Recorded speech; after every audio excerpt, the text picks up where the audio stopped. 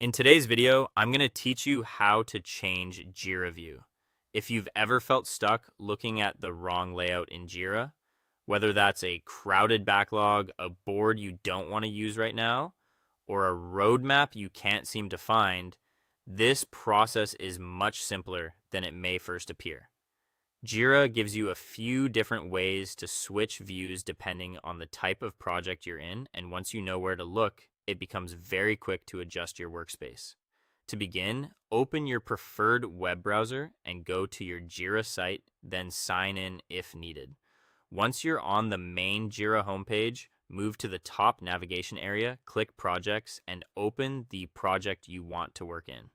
This is important because view options are usually tied to the specific project and board you're currently inside. When the project loads, look near the top section of the page, just below the project name. You should see a horizontal toolbar or header area that contains the main navigation options for that project. This is usually where Jira places the controls that let you move between different ways of viewing the same work. If you want to switch to a higher level planning view, look along that top row for timeline or roadmap and click it once. Jira will then change the display from a task board style layout into a more structured timeline view, which is useful when you want to see milestones, date ranges, and overall progress in a more strategic format. If you'd rather go back to a workflow-based layout for day-to-day task management, return to that same top navigation row and clipboard.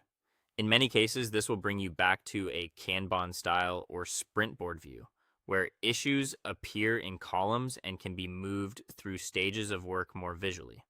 There's also an alternative method that can appear in some Jira project types. In the upper right area of the project page, look for a drop-down menu. It may show something like View or Group By. Click that menu to expand the available options, then choose a different view such as List or Calendar if those options are available in your setup. This is especially helpful in team-managed projects where the layout controls may appear a little differently.